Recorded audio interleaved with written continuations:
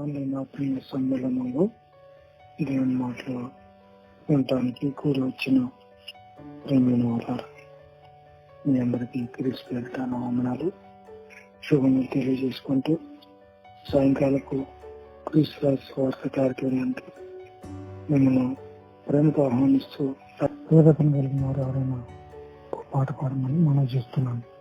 అందరికీ వందనాలు. నీ దయలో నీ కృపలో సాక్షితివి గతకాలం.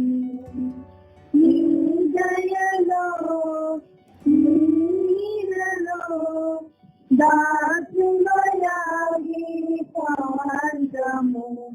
నీ ఆత్మలో నమ్ముకుమా నీ సేవలో ఫలించగా దేవా దేవా.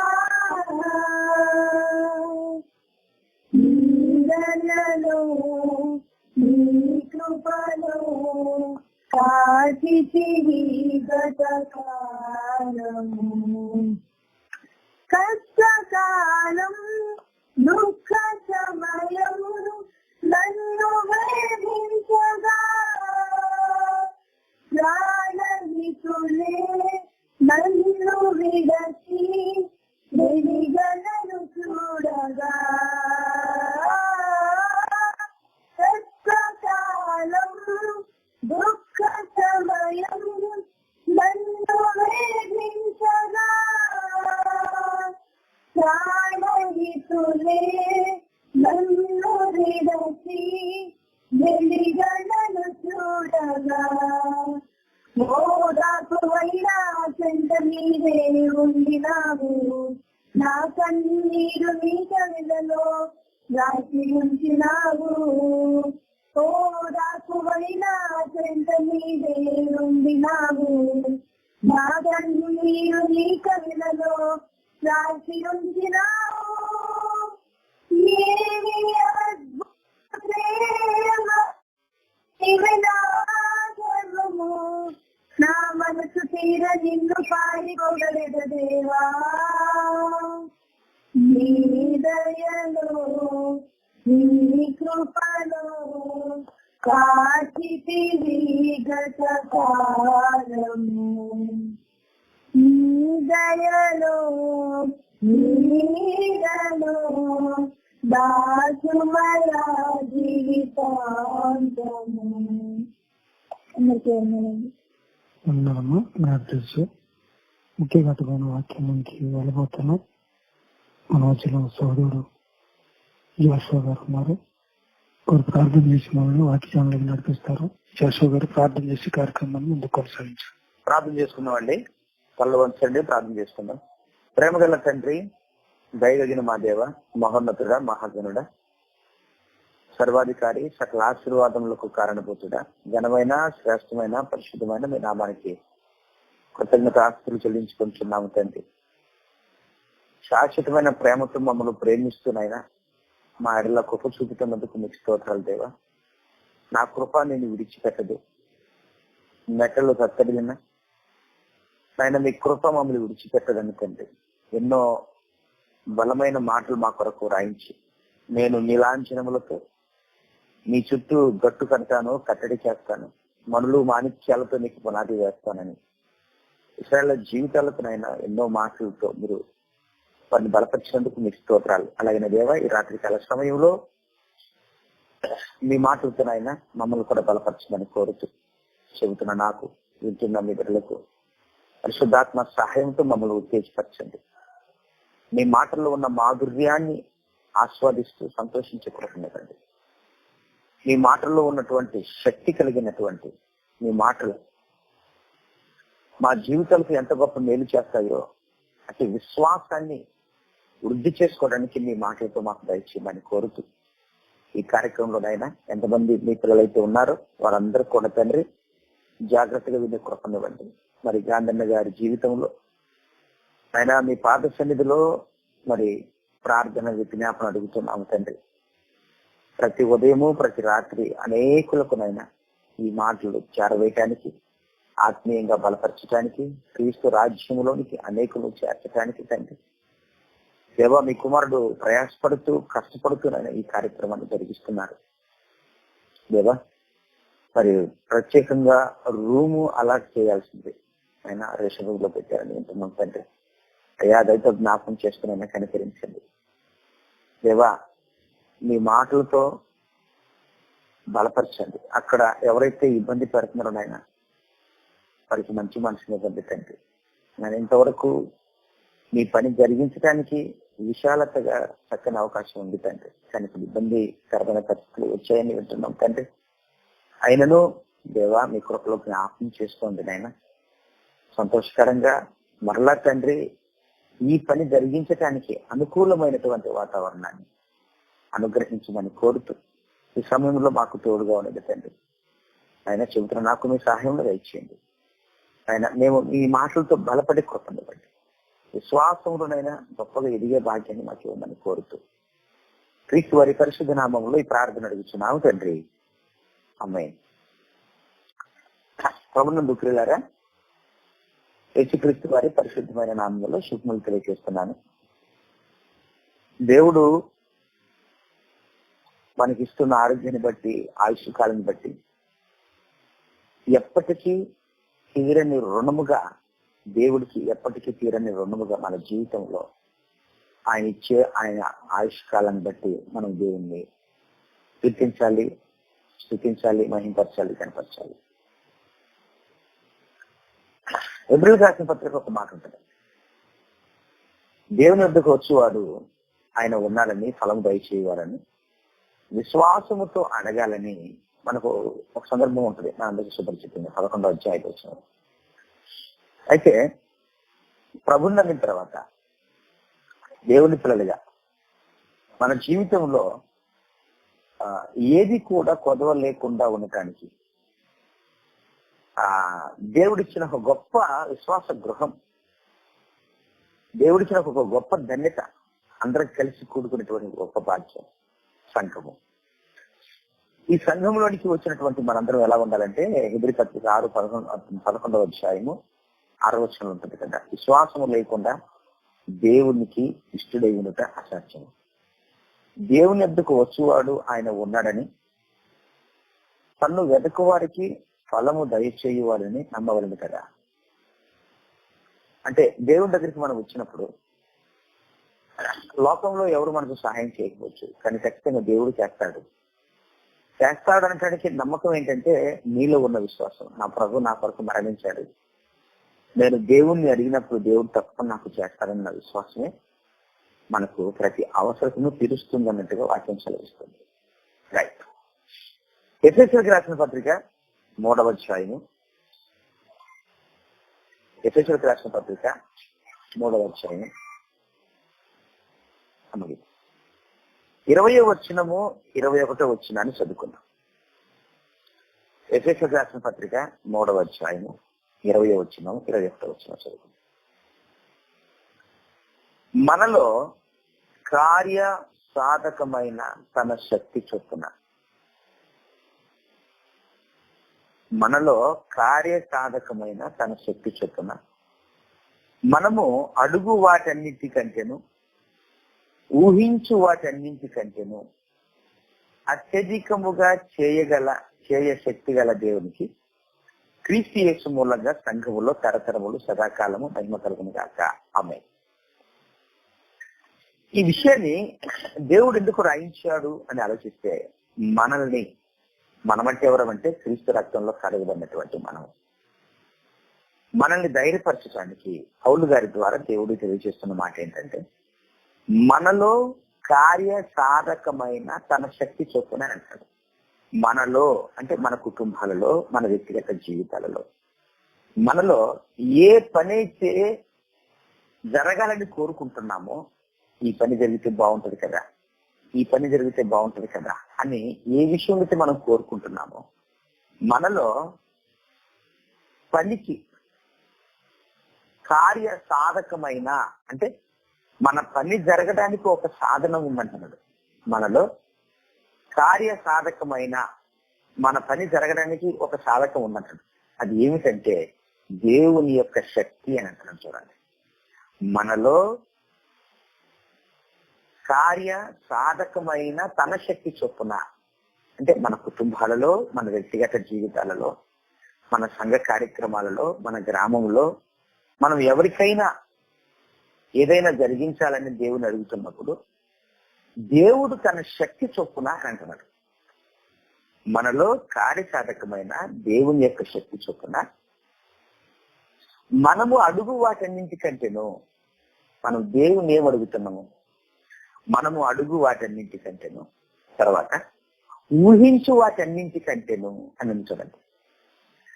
అడిగే వాటికంటేను, ఊహించు వాటికంటేను అని అన్నారు. దేవుని పిల్లలుగా మనము బాప్తిసం తీసుకున్నాక, ప్రభు దగ్గరికి వచ్చినాక, సంఘంలో చేర్చబడినాక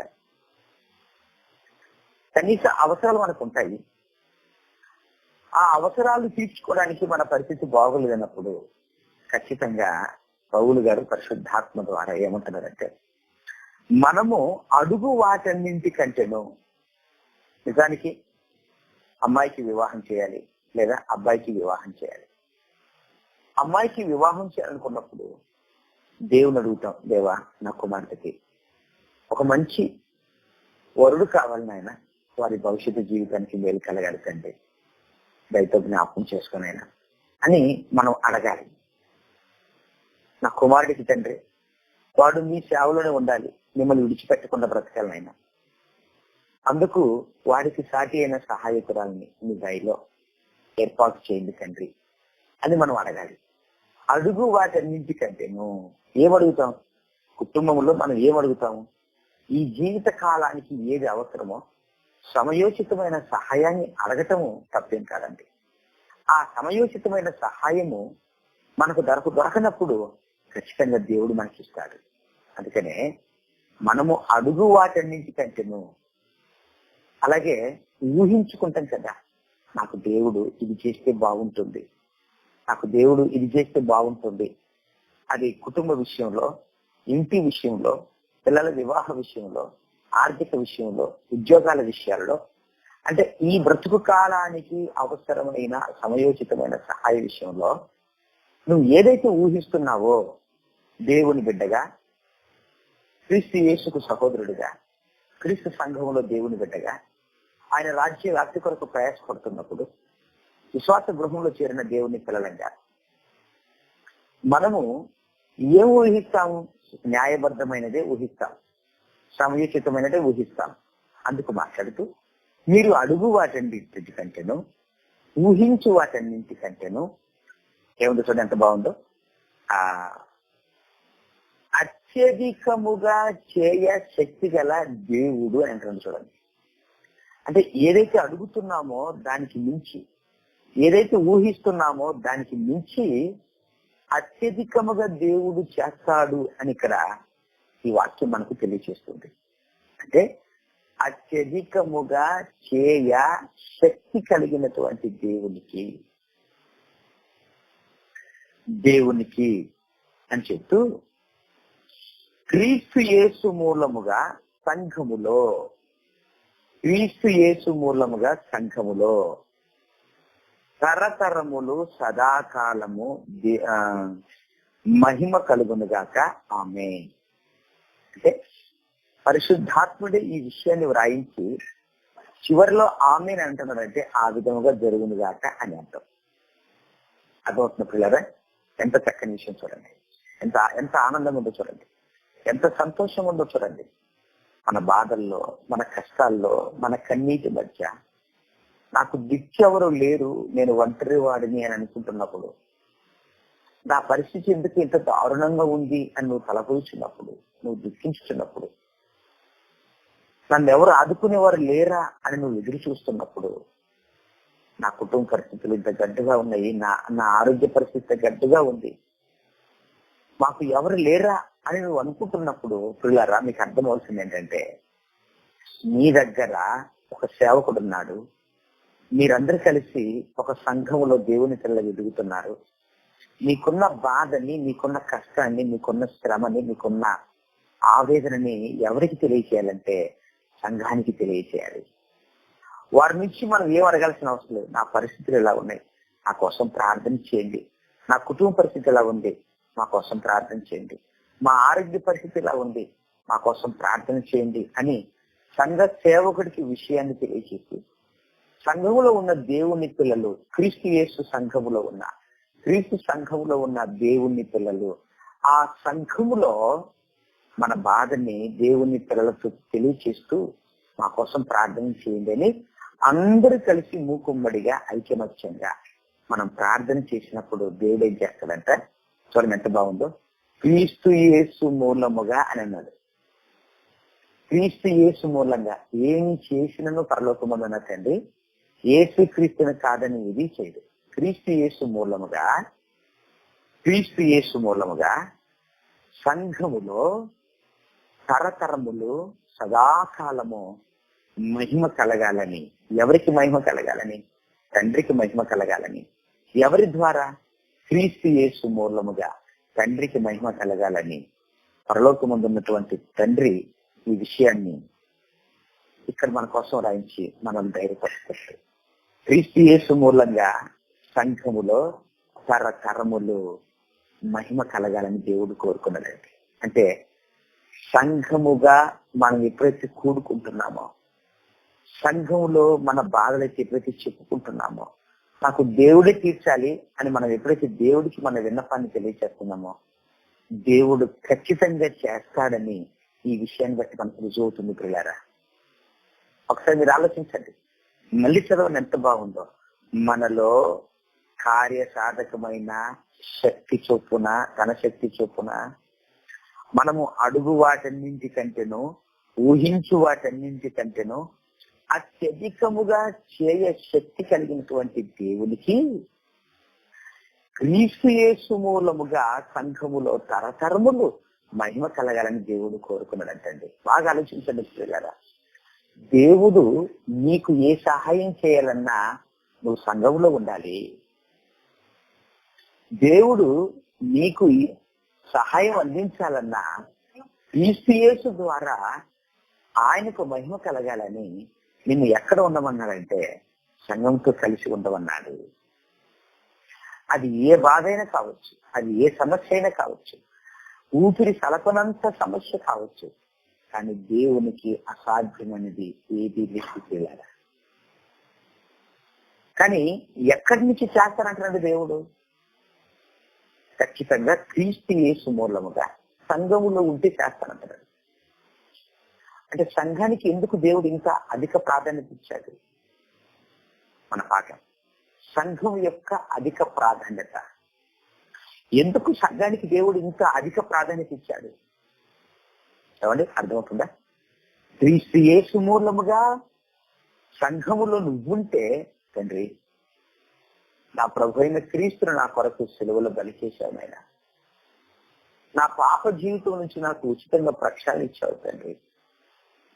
నా కోసం ఎన్నో కార్యక్రమాలు చేసావు నాయన దేవా అని మనం ఎప్పుడైతే సంఘంలో ఉండి దేవునికి ప్రార్థన చేస్తున్నామో, ఖచ్చితంగా క్రీస్తు యేసు మూలముగా మనకి ఏం చేస్తాడంటే మేలు కలిగించేటువంటి దేవుడు తనకు మహిమ కలగాలని ఖచ్చితంగా మనకు సంఘం ద్వారా క్రీస్తు యేసు మూలంగా మనకు మేలు కలిగిస్తాడు పిల్లలు. అందుకే యేసు క్రీస్తు వారిని పరలోకమందున్న తండ్రి ఎంత గొప్ప స్థానంలో నిలబెట్టాడో తెలుసా? మళ్ళీ మనము ఎఫెసీ పత్రిక 1వ అధ్యాయము ఒకసారి అక్కడికి వెళ్ళి ఆలోచిద్దాం. ఎఫెసీ పత్రిక 1వ అధ్యాయము 20వ వచనాన్ని చదువుకుందాం. 20వ వచనం చదువుకుందాం. ఆయన ఆ బలాతిశయము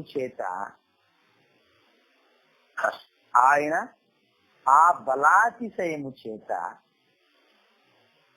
క్రీస్తును మృతులలో నుండి లేపి అని చూడండి. క్రీస్తును మృతులలో నుండి లేపి. ఏ బలాతిశయం చేత? దేవుని యొక్క గొప్ప బలాతిశయం చేత క్రీస్తును మృతులలో నుండి లేపి యేసుక్రీస్తు వారిని మన కొరకు ఈ లోకానికి పంపించాడు. మన కొరకు శిలువలో ఆయనను మరణింపచేశాడు. ఆయన రక్తంతో మనకు ఉచితంగా క్షమాభిక్ష పెట్టాడు. ఆ తర్వాత ఆయనను సమాధి చేశారు. సమాధిలో యేసుక్రీస్తు వారు ఉండలేదు. 3వ దినాన తిరిగి లేచాడు. ఈ లేపినటువంటి విషయం ఇక్కడ మాట్లాడుతున్నాడు. క్రీస్తును మృతులలో నుండి లేపి, బాగున్నానండి, సమస్తమైన ఆధిపత్యము కంటేను. భూమి మీద ఆధిపత్యం ఉందా? ఆధిపత్య పోరు అంటామే, ఆధిపత్య పోరు. ఈ ఆధిపత్య పోరులో కొన్ని దేశాలు బలి కోసమే అనుకుంటాం కదా. ఈ ఆధిపత్య పోరు, రష్యా ఉక్రెయిన్ మీద జరిపినటువంటి దాడి, అవునా? ఇజ్రాయెల్ దేశం గాజా మీద జరిపినటువంటి దాడి ఆధిపత్య పోరు. ఆధిపత్యము, సమస్తమైన ఆధిపత్యము. అది ఇజ్రాయెల్ దేశమా, అది రష్యానా, అది అమెరికా, ప్రపంచంలో ఏ ఆధిపత్యము కలిగిన దానికంటే ఇప్పుడు మన భారతదేశంలో మోడీ గారు కదా, మోడీ యొక్క ఆధిపత్యం ఏంటి? ఈ ప్రపంచంలో ఉన్న సమస్తమైన ఆధిపత్యము కంటేను, తర్వాత అధికారము కంటేను, ఆధిపత్యం మేమే, అధికారం మాదే అంటున్నటువంటి అధికారము కంటేను, నెక్స్ట్ శక్తి కంటేను, నెక్స్ట్ ప్రభుత్వము కంటేను. ఆధిపత్యము కనబడుతుంది, అధికారము కనబడుతుంది, శక్తి కనబడుతుంది, ప్రభుత్వాలు కనబడుతున్నాయి. ఇవి ఏవైనా సరే బాగా నేను ఆలోచించండి పిల్లరా. సంఘములో దేవుని పిల్లలుగా మనం ఉంటున్నప్పుడు దేవుడు మన కొరకు ఈ మాటలు ఇంత బలంగా రాయించాడా? మనము సంఖలో గొర్రె పిల్ల పెట్టుకొని నా గొర్రె ఏదని వెతుకుతున్నట్టుగా మన బాధల్లో, మన కష్టాల్లో, మన శ్రమల్లో, మన ఆవేదనలో మనం కుంగిపోయినప్పుడు నా ప్రభు నా కొరకు మరణించాడు కదా, నేనెందుకు ఆయన విస్మరిస్తున్నాను, నేనెందుకు ఆయన మర్చిపోతున్నాను, నా దేవుడు నాకు సంఘములో ఇంత ప్రాధాన్యత ఇచ్చారు కదా, నేనెందుకు సంఘాన్ని విడిచిపెడుతున్నాను అనేది మనకు స్పృహ రావాలి పిల్లరా. ప్రభుత్వము కంటేను ఈ యుగమునందు మాత్రమే కాక రాబోవు యుగమునందును పేరు పొందిన ప్రతి నామము కంటేను. చూసారా, ఈ యుగమునందు మాత్రమే కాక, యుగము పితరుల యుగము ఉంటది, మోషే యుగం ఉంటది, ధర్మశాస్త్ర యుగం ఉంటది, అపోస్తుల యుగం ఉంటది. ఇలా కొన్ని యుగాలు ఉంటాయి కదా. ఈ యుగాల గురించి మాట్లాడుతూ, అంటే మరణం తర్వాత కూడా ఉన్నటువంటి పరిస్థితి ఏంటంటే యేసుక్రీస్తు వారే ఉన్నత స్థాయి. అది సెకండరీ, అది ఆలోచిద్దామండి. మొదటిగా ఇక్కడ ఈ యుగమునందు మాత్రమే కాక రాబో యుగమునందును పేరు పొందిన ప్రతి నామము కంటేను, పేరు పొందిన ప్రతి నామము కంటేను. చూసారా ఎంత బాగుందో? ఎంతో హెచ్చుగా పరలోకమునందు ఆయనను, అనగా యేసుక్రీస్తు వారిని తన కుడిపార్శ్వమున కూర్చుండబెట్టుకొని ఉన్నాడు. ఎవరైనా? మనల్ని కన్న తండ్రి అయినటువంటి దేవుడు, సర్వలోకాన్ని కలిగించినటువంటి దేవుడు, సర్వశక్తి కలిగినటువంటి దేవుడు, సమస్తాన్ని మాట చేత కలిగించగలిగినటువంటి దేవుడు, ఉన్నది లేనట్టుగా, లేనిది ఉన్నట్టుగా చేయగలిగిన శక్తిమంతుడైనటువంటి దేవుడు. ఆ దేవునికి మనమే పిల్లలం అన్నటువంటి గొప్ప ధన్యతను ఇచ్చినటువంటి దేవుడు. మనమే ఆయనకు పిల్లలము, ఆయనే మనకు దేవుడు. ఈ భాగ్యం ఇచ్చినటువంటి దేవుడు ఏం చేశారంట?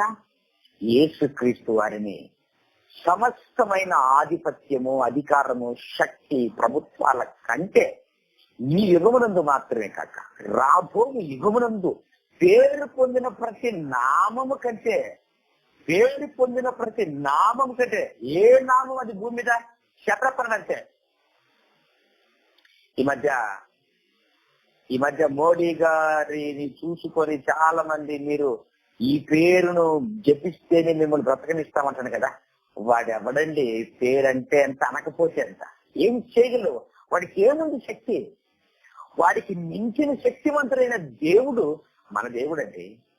వాడు ఏమంటున్నాడు? నా దేవుని పేరు చెబితే నేను భూమి మీద బతికిస్తా అంటున్నాడు. ఈ కాషాయ మూకలు, నువ్వు ఎవడివయ్యా ఆ మాట మాట్లాడడానికి? నేను నమ్మిన దేవుడు సర్వశక్తిమంతుడు, నాలో ఉన్న దేవుడు మహా గొప్పవాడు. అవునా? ఈ భూమి మీద పేరు పొందిన ప్రతి నామం కంటేను. అది ఏ పేరు? ఈ భారతదేశంలో మోడీ గారిని చూసుకుని ఈ పేరే గొప్పదంటున్నావా? మూయిరా నోరాడంటే దేవుడు షటప్ అన్నాడంటే.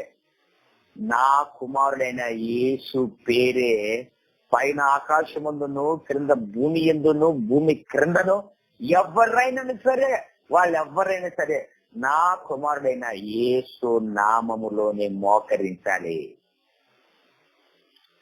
అపోస్తలుల కార్యం 4:12 ఉంటారు కదా, మరి ఎవని వలనను రక్షణ కలగదు, ఈ నామముననే మనం రక్షణ పొందాలి. చూసారా, ఎవరి వలనను రక్షణ కలగదు, ఈ నామముననే రక్షణ పొందాలి. ఆకాశము క్రింద మనుషులలో ఇవ్వబడిన మరి ఏ నామమున రక్షణ లేదు. మరి ఏ నామమున, ఏ పేరున మనిషికి రక్షణ లేదు. అది ఒక్క యేసు నామమే తప్ప, అంటే మన ప్రభు అయిన యేసుక్రీస్తు నామంలోనే తప్ప. యేసునామం అనగానే ఇక్కడ మరలా యేసునామం అన్నటువంటి యేసునామం దగ్గరికి వెళ్ళకండి. పరలోకం నుంచి భూమి మీదకి పంపబడిన మన ప్రభు అయిన యేసుక్రీస్తు నామంలోనే రక్షణ ఉంది. కాబట్టి భూమి మీద పేరు పొందిన ప్రతి నామము కంటేను ఎంతో హెచ్చుగా హెచ్చించాడు. అంత గొప్ప ధన్యత దేవుడు మనకి ఇచ్చాడండి.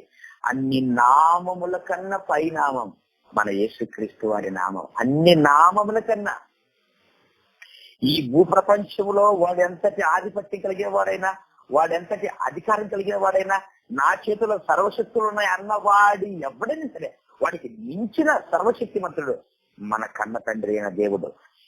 ఆయన వీటన్నిటికంటే ఉన్నత స్థితిలో హెచ్చుగా యేసుక్రీస్తు అని తన కుడి పక్షాన కూర్చుండబెట్టుకొని ఏం చేశాడు తెలుసా? కూర్చుండబెట్టుకొని ఉన్నాడు. ఎంత బాగుందండి.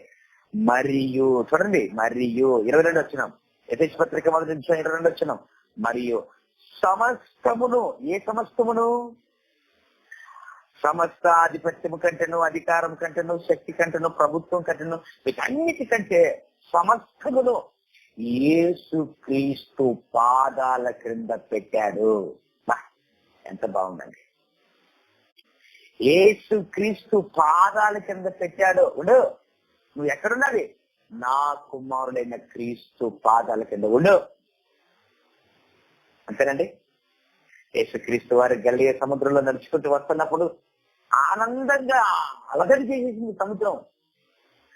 గాలి, తుఫాను, సముద్రం అలగడి చేసేసింది. ఎందుకు తెలుసా? నా యజమానుడు వస్తున్నాడు, మా యజమానుడు వస్తున్నాడు, మమ్మల్ని సేవ చేయమని మా యజమానుడు వస్తున్నాడని ఆనందంగా కేకలేస్తున్నాయండి, కేరింతలు కొడుతున్నాయండి.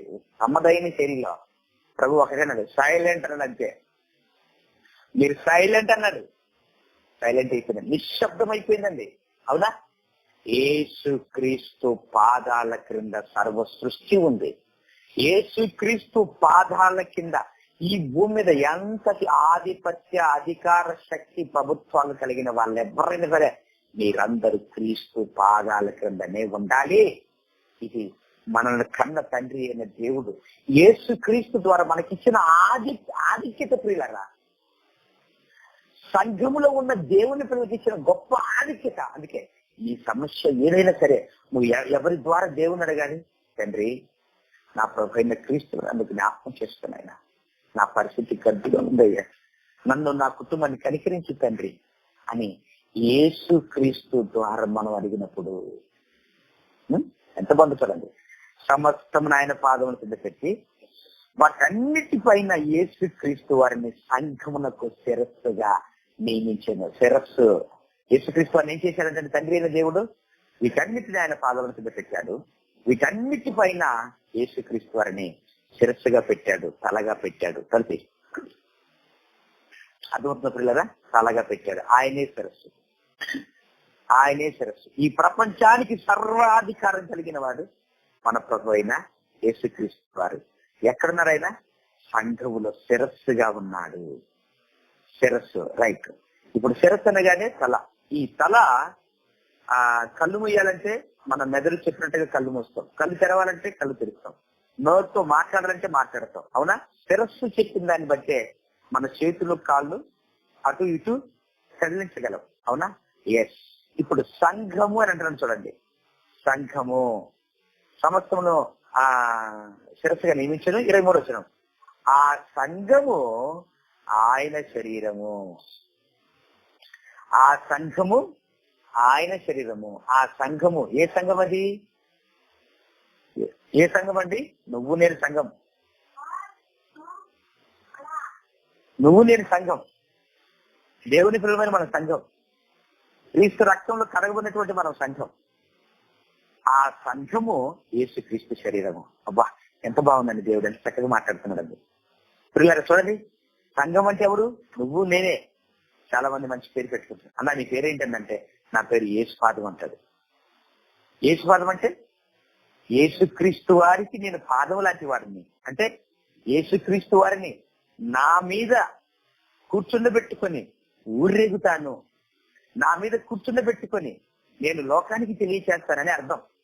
అన్న నీ పేరేంటంటే, నా పేరు క్రీస్తుదారి అని అంటాడు. ఇంకొక ఆయన క్రీస్తుదారి అంటాడు. ఎందుకని ఆ పేరు పెట్టుకున్నావు అంటే, నేను యేసుక్రీస్తు వారిని నా మీద కూర్చుండబెట్టుకొని లోకానికి నేను ఆయన తీసుకుని వెళ్తాను. బా ఎంత చక్కని పేర్లండి. అంటే నీవు ఒక క్రీస్తు గారికి నువ్వు పేరు పెట్టుకున్నావు, ఒక యేసుపాదంగా పేరు పెట్టుకున్నావు, ఒక సువార్తముగా పేరు పెట్టుకున్నావు, ఒక సంతోషముగా పేరు పెట్టుకున్నావు. ఈ పేరు పెట్టుకోవడం వెనకాల ఉద్దేశం ఏంటి తెలుసా? నేను లోకానికి వెళ్ళి నా ప్రభువును ప్రకటిస్తాను అంటావు. అంటే నీవు ఎవరిలో భాగమో తెలుసా? నువ్వు సువార్తమ్మ, సంతోషమ్మ, మరియమ్మ, యేసుపాదము, క్రీస్తుదారి, నువ్వు ఎవరిలో భాగమో తెలుసా? మనమందరము కూడా, మీరందరూ కూడా యేసు క్రీస్తులో శరీరములో ఒక భాగము. సమస్తమును తెలుసండి, సమస్తమును పూర్తిగా నింపుచున్న వాని సంపూర్ణత అయి ఉన్నది. సమస్తమును పూర్తిగా నింపడం అంటే యేసుక్రీస్తు వారి చేయిలోకి ఎవరెవరు రావాలి? ఒక భారతదేశం అంతా యేసుక్రీస్తు వారి చేతిలోకి వస్తే, అమెరికా అంతా ఎడమ చేతిలోకి వస్తే, మరి భూమి మీద ఉన్నటువంటి ఈ ప్రజలందరూ కూడా యేసుక్రీస్తు శరీర దేహంగా అందరూ సమకూర్చబడాలి, సంపూర్ణతలోకి రావాలి అన్నది దేవుడి ఉద్దేశం. ఎంత బాగుందో చూశారండి వాక్యాన్ని ఉపదేశించేవాడు ఇంత చక్కగా మనం ఉపదేశించాలని దేవుడు కోరుకుంటున్నాడు. అంటే మేము నేర్చుకున్న వాడు చెప్తున్నాం పిల్లరా, అతిశక్తి కాదు కానీ మనందరం ఇలాగ నేర్చుకోవాలి.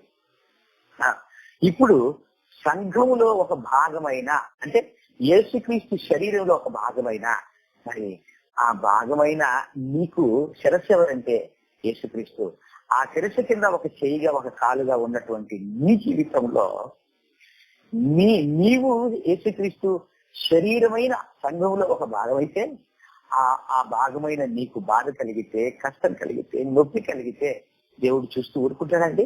శిరస్సు చూస్తూ ఊరుకుంటుందా? ఒక ఎగ్జాంపుల్ చెప్తాను. అరికాలు మొదలుకొని నన్నెత్తి వరకు మనిషి శరీరం కనబడుతుంది కదా.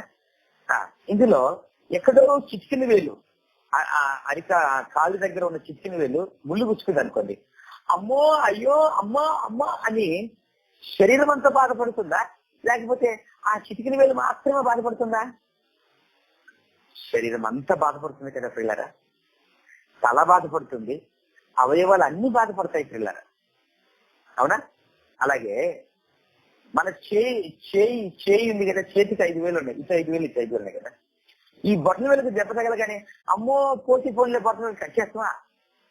బాధపడతాం కదండి, ఏడుస్తాం కదండి. బాధ ఎక్కువైతే కన్నీరు వచ్చేస్తాయి కదా. శరీరంలో ఎక్కడైనా ఏ చిక్కిన వేలికైనా, ఏ దేహానికైనా, ఏ అవయవానికైనా దెబ్బ తగిలినప్పుడు శరీరం అంతా బాధపడుతుంది, శిరస్సు బాధపడుతుంది. శిరస్సు అనగా కళ్ళల్లోంచి నీళ్లు కూడా వస్తాయండి.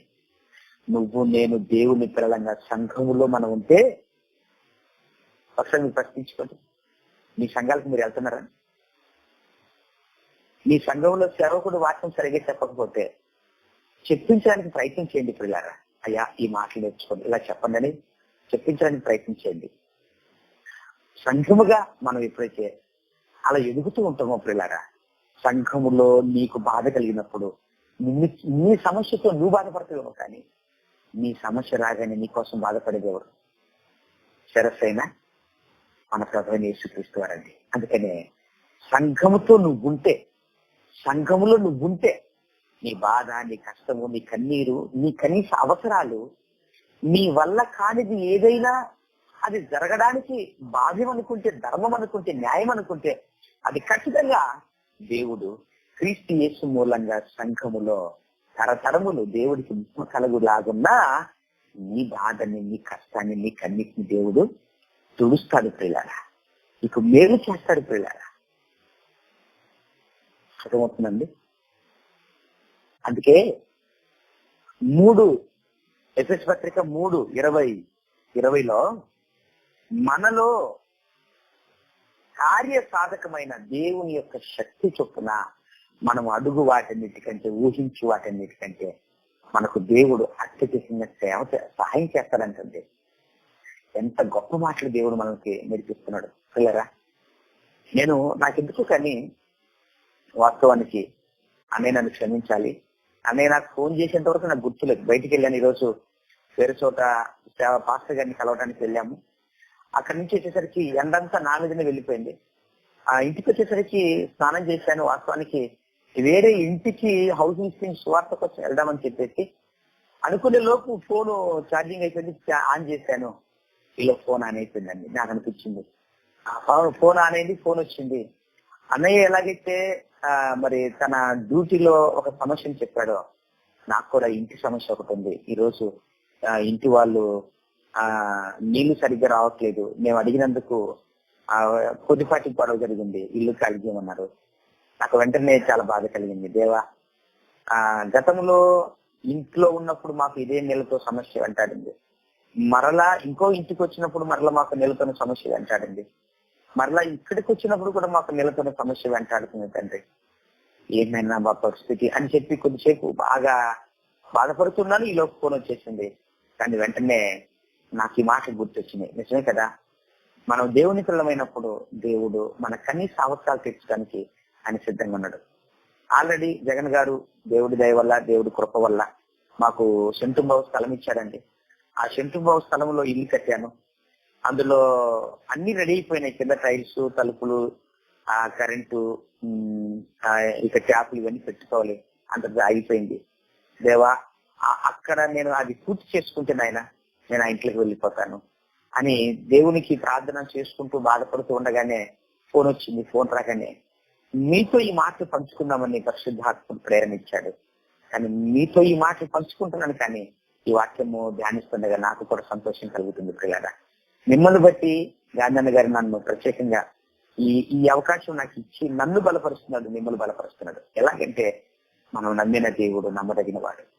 ఎలాగని ఆలోచిస్తే పిల్లరా, సంఘం అనగా మనందరము అవయవాలం అనగానే చిటికి వెళ్ళి దెబ్బ తగలగానే శరీరం అంతా బాధపడుతుంది, కాలికి దెబ్బ తగలగానే శరీరం అంతా బాధపడుతుంది. దేవుని పిల్లలుగా మనం ఎలా ఉండాలంటే, సంఘములో ఎవరికైనా బాధ కలిగినప్పుడు మన వంతు సహాయం అందించడానికి మనం ముందుంటున్నప్పుడు, అలా సహాయం అందించినందుకు ప్రియులారా, అతను తిరిగి మనకు చేయకపోతే మీరు చేసిన సహాయాన్ని బట్టి దేవుడు మీకు ఎన్ని చేస్తాడు తెలుసా? రెట్టింపు చేస్తాడు ప్రియులారా, రెట్టింపు చేస్తాడు. అందుకే ప్రభునందు మీ ప్రయాసము వ్యర్థం కాదండి. మనం లోకంలో ఎక్కడైనా పెట్టుబడి పెట్టచ్చు, తీవ్రమైన నష్టం కలుగుతుంది. ఈరోజు విజయవాడలో, ఆంధ్రప్రదేశ్ లో మనకి ఈ ఎలక్షన్స్ జరిగినాయి కదా, వేల కోట్ల రూపాయలు బెట్టు జరుగుతుందండి. బెట్టు జగన్ గెలుస్తారని, లేదు చంద్రబాబు గెలుస్తారని. అవునా? అంటే ఇక్కడ నష్టపోయిన మనిషికి పర్లేదు, కానీ దేవుడి సన్నిధిలో దేవుడి కొరకు కొందరు గమనిస్తూ ఉంటాం. ఏదో ఒక 1000 రూపాయలు కానుకోగానే నేను ఇచ్చానా అని అమ్మన్న అంటది, లేకపోతే నాన్న అంటాడు. ఇచ్చిన వాడికి బాధ ఉండదండి.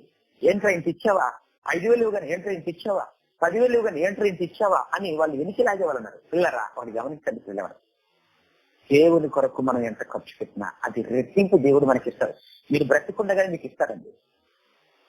మనం మరణించిన తర్వాత కాదు, బ్రతికుండగానే మీకు ఇస్తాడు.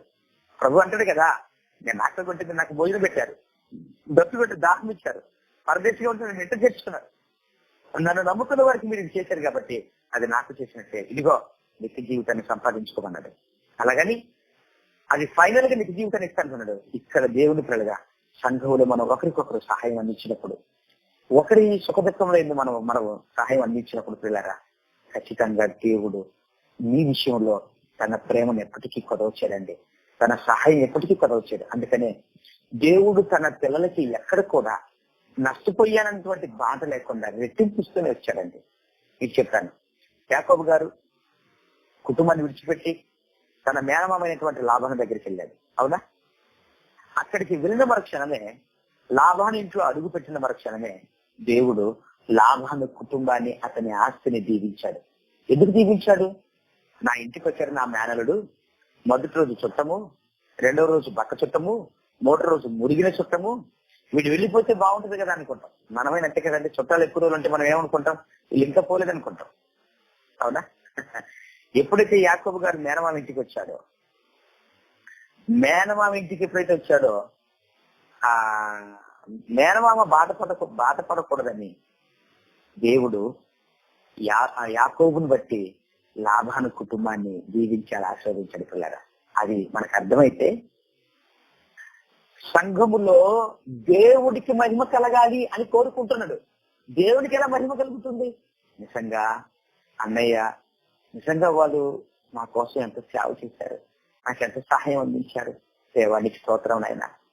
నేను ఆలోచించండి, దేవుని పిల్లలు సంఘములో ఉంటూ మనకు సహాయం అందించినప్పుడు సహాయం పొందిన వారు వెంటనే దేవుణ్ణి స్తుతిస్తారు, గణపరుస్తారు. దేవా, సంఘములో ఉన్నారు నాయన, నా మనసు బాగలేదు, అయినను నాకు శత్రువులు అనుకుంటున్నాను, కానీ వారి ద్వారా నాకు సహాయం అందించిన మీకు స్తోత్రాలు తండ్రి అని ఎప్పుడైతే దేవుణ్ణి వాళ్ళు స్తుతించి గణపరుస్తారో, సంఘము ద్వారా, సంఘములో యేసుక్రీస్తు ద్వారా పరలోకంలో ఉన్న తండ్రికి మహిమ కలుగుతుంది. అందుకనే మనము సంఘాన్ని ఎప్పుడు కూడా విడిచిపెట్టకూడదు. పిల్లారా, సంఘము అత్యాసక్తిగా ప్రార్థన చేయగా భూమి మీద ఏ శక్తి ఆపలేదు. అన్ని గొప్ప కార్యక్రమాలు దేవుడు చేస్తాడు. ఇదేంటంటే, పేతురు గారిని చెరసలో వేశారు కదా, ఒక ఇంట్లో సంఘం అతని కోసం ఆసక్తిగా ప్రార్థన చేస్తుంది. 4 చతుష్టైముల మధ్య ఆయన బంధించేశారు. 2 సైనికుల మధ్య ఆయన నిద్రపోతున్నాడు. ఓకేనా? పేతురు దగ్గరికి దేవదూత వచ్చింది, తట్టింది, లే బయటకు వచ్చండి. తలుపులు వేసినట్టుగానే ఉన్నాయి, కానీ మహాద్భుతం జరిగింది. సంఘము అత్యాసక్తిగా ప్రార్థన చేయగా గొప్ప కార్యక్రమాలు దేవుడు భూమి మీద చేస్తాడు. కాబట్టి మీరు సంఘంతో అంటుకట్టుబడి ఉండాలి, మీరు సంఘంతో కలివిడిగా ఉండాలి, మీరు సంఘంతో ఐక్యంగా ఉండాలి. సంఘములో దేవుడు క్రీస్తు యేసు మూలంగా నీ కుటుంబానికి మేలు కలిగిస్తాడు, నా కుటుంబానికి మేలు కలిగిస్తాడు. అందుకనే సంఘము యొక్క అధిక ప్రాధాన్యత అంత గొప్పదిగా దేవుడు భూమి మీద పెట్టాడు. కనుక మీరు సంఘాన్ని విడిచిపెట్టకుండా సంఘంలో దేవుని కార్యక్రమాల్లో విరివిగా పాల్పంచుకుంటూ మేము మనందరం కూడా దేవుడి కృప వల్ల, దేవుడి దయ వల్ల చక్కగా భూమి మీద ఆయన సహాయాన్ని పొందుకొని గొప్పగా బ్రతుకుతూ ఆయనకు మహిమ కలిగించే విధంగా జీవించాలని కోరుకుంటూ ఈ నా మాటలు ముగిస్తున్నానండి. ప్రార్థన చేసుకుందాం. ప్రేమ గల తండ్రి, దయగలిగిన మా దేవ, మా పన్నతుడా, మా తండ్రిగా మా ప్రభు అయిన క్రీస్తు రక్తంలో మమ్మల్ని కడిగి పవిత్రపరిచినందుకు మీకు కృతజ్ఞతలైన ఇటు జీవితాన్ని మరణం వరకు కాపాడుకునే భాగ్యం మాకు ఇవ్వండి తండ్రి. సంఘములో మేము ఎప్పుడైతే మీ బిడ్డలుగా ఎదుగుతూ ఉంటున్నామో తండ్రి, సంఘములో యేసుక్రీస్తు ద్వారా మీకు మహిమ కలగాలని మేము సంఘముతో అంటుకట్టుబడి సంఘముతో కలివిడిగా ఉంటూ ఐకమత్యంగా ఉంటూ అడుగు వాటన్నిటికంటే ఊహించి వాటన్నిటికంటే అత్యధికంగా మా జీవితంలో మా తండ్రిగా మా సమయోచితమైన సహాయం మాకు చేస్తావు తండ్రి. ఈ సత్యాన్ని విన్నాము అయినా సంఘాన్ని విడిచిపెట్టకుండా మేము హత్తుకొని జీవించే భాగ్యం మా అందరికీ దయచేయండి అయ్యా. గాంధన్న గారు ప్రార్థన విన్నపాన్ని ఆయనను బట్టి మీ సన్నిధిని ప్రార్థిస్తున్నాం తండ్రి. దయతో జ్ఞాపకం చేస్తుంది అయ్యా. సమయోచితమైన సహాయం దయచేయండి. సంతోషంగా మీ కార్యక్రమం జరగడానికి కృప చూపించిన ఆయన అధికారులు సహితము తండ్రి మీ మాటలకు లోబడినైనా దేవా, మీ పిల్లలైనటువంటి వారి అందరికీ బైబిల్ చరిత్రలో ఎన్నో మేలు చేశారనైనా అధికారులు కూడా అన్నయ్య గారి విషయంలో మేలు జరిగించే విధంగా సహాయం చేశాను. అలాగేనైనా మా కుటుంబ విషయాల్లో, మా ఆరోగ్య విషయాల్లో, మా ఆర్థిక విషయాల్లో తండ్రి మాకు కూడా మీ కృప కాపుదల మెండుగా ఉంచండి దేవా. ఈ యొక్క కార్యక్రమం ద్వారా ఎంతమంది అయితే మీ పిల్లలు ఈ మాటలు వింటున్నారు నాయన, వారికి, వారి కుటుంబాలకు, వారి బిడ్డలకు, వారి భవిష్యత్తుకు మేలు కలిగించండి తండ్రి దేవా.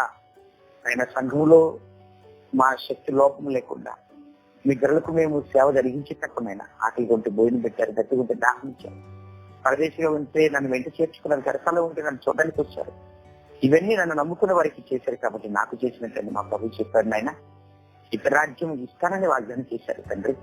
అవును దేవా, అంత గొప్ప స్థాయిలో మేమందరం కూడా మీ బిడ్డలుగా వర్ధిల్లే భాగ్యమును మా అందరికీ దయచేయమని, మా మనవులకునైనా మీ సమాధానమును మా ప్రభు అయిన క్రీస్తు ద్వారా మాకు జరిగించమని మిమ్మల్ని కోరుకుంటూ మీ పాదాలు పట్టుకుంటారు దేవా. అనారోగ్యం మీ బిడ్డలకు జ్ఞాపకం చేస్తుంది తండ్రి. మంచి ఆరోగ్యమైనా ఎవరికి మీ కృపకు ఎదురు చూస్తున్నారు వారికి, వారి కుటుంబాలకు చక్కని మేలు కలిగించమని కోరుతూ క్రీస్తు వారి పరిశుద్ధ నామంలో ఈ ప్రార్థన అడుగుతున్నాము తండ్రి.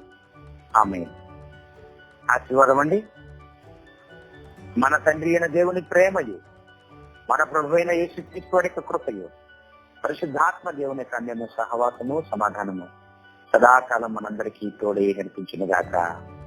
ఆమేన్. అందరికి వందాలండి. అన్నయ్య గారికి ప్రత్యేకమైన తెలియజేస్తున్నాను. బ్రదర్ అంశం పేరు చెప్పరా? సంఘము యొక్క ప్రాధాన్యత. మంచి విషయాన్ని దేవుడు అందించినందుకు దేవుని స్తుతిస్తూ మరి అంశానికి ప్రార్థించిన జాషువా గారికి క్రీస్తు నిండా ఉన్న తెలియజేసుకుంటూ